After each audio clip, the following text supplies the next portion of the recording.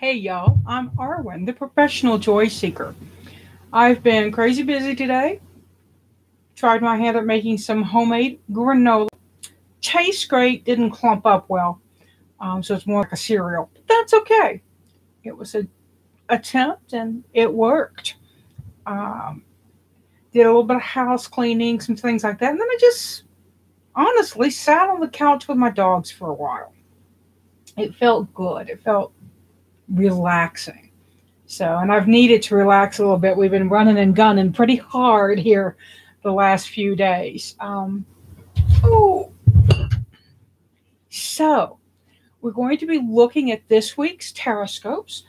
Before we do that, I just want to remind people that if you're feeling angry, frustrated, just cranky because of everything that's going on in our world right now, tell someone, share it with someone. I did that today. I shared my Me Too story on my Facebook. It was good. It was good.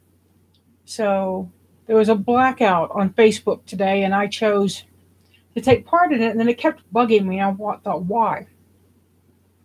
And I realized the reason it felt bad was that I don't want to disappear. I don't want to go away. That's what those who believe in the right of one person over another's rights, that's what they want. I'm not willing to do that. So I want you to get registered, please. If you are the age of 18 and older, register and vote. Marching is awesome. Protesting is fabulous. Not voting negates every moment of that. You got to vote.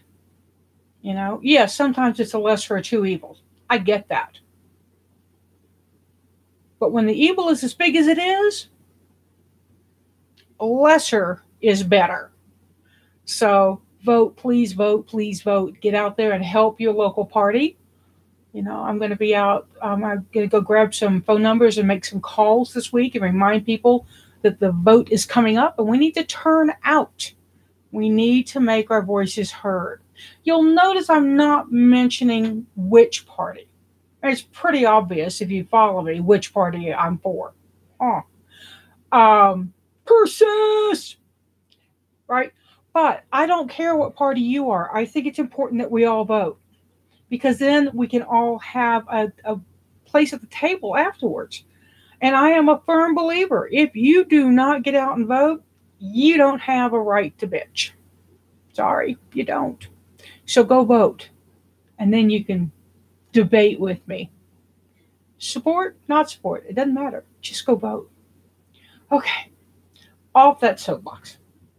We're going to look at this week's Oracle for everybody with Secrets of the Mystic Grove, which is my deck. And no. I have a Prisma Visions Tarot, and it's unopened, and I don't know which one it is. So I'm debating right now, do I open it and figure out which edition it is or not? We're going to be reading with a self-published deck by Stephanie Capone. It's edited and layout and edited by Sarah Carney Designs. And it is the Moon Void Tarot. I just did an unboxing. And I had some yays and I had some, which is pretty typical, right? It's very, very odd for a deck to go, woohoo, Arwen, for me on all levels. So I guess that is what it is. Now, let's dive in and see what, oops, almost knocked the new deck into my lap. That would have caused me to say ugly words. Let's look at the Oracle for this week. And the Oracle, sorry, didn't get a great deal of sleep last night. The Oracle is where we get our affirmation, our tune-up, right? And if you're part of the patreon.com community with me, then you also get your individual sign. And a lot of people like to watch their sun, moon, and rising sign. Some people add in, like if they have a big love week, they want to look at their Venus. So there's other ways you can use the individuals.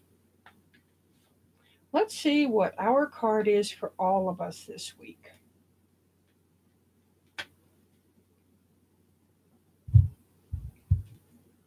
Conflict, discord, disagreement, and common ground. Okay. Now we have the two birds here and here, and they're looking at each other. And when I was working with this, it just seemed like conflict to me. It seemed like, oh, yeah, yeah, well, yeah, well, yeah. But eventually they're going to find common ground. That's the only way to repair what's going on. So the big message of the conflict card for me today is common ground. Today I look for the common ground. Today I look for the common ground. Today I look for the common ground. And make that the big piece. Don't make it the shoving away of people, but make it looking for the common ground, and the common sense, really. Now we're going to look at the Moon Void Tarot to see what the 3-card Tarotscope is for everybody this week. And this is where I pull 3 cards. I pull a main card, which is the theme or the flow or the energy of the week. Then on either side is blessing and challenge. And I see those as faucets. You can increase the flow, you can decrease the flow. If the flow is something you don't really want in your life, you're going to want to look at the challenge, because that's what's going to challenge it or diminish it. Make sense? Let's dive in and see what we get.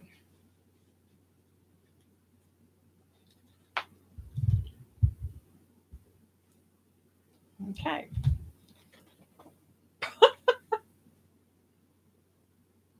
It's an ace.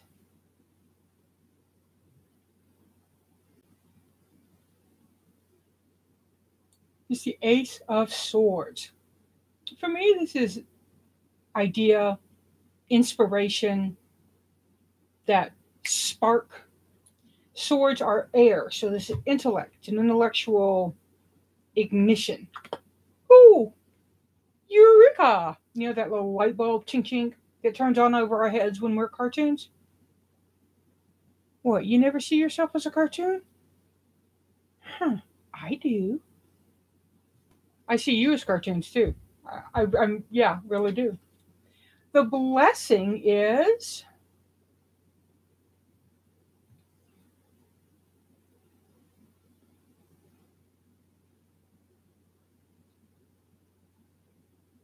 it is the 4 of Wands. Now in this deck you get the number, but you have to know that trees and wood are the wands, right? But this is a card of passages and grounding and happiness. It's often you see 4 cornerstones or 4 wands holding up what will be a building. It's the idea of structure and how we put that structure around our lives, how we structure our happiness. That's what's just kind of popping in my mouth. So the Ace of Swords, you may find new ways to structure your happiness by focusing on what you want your happiness to look like, what you want the building of happiness around you to be. You may come up with inspiration and, oh yeah, that's what I want. The challenge is, it is the 6. Well, let me see if I can get that up here.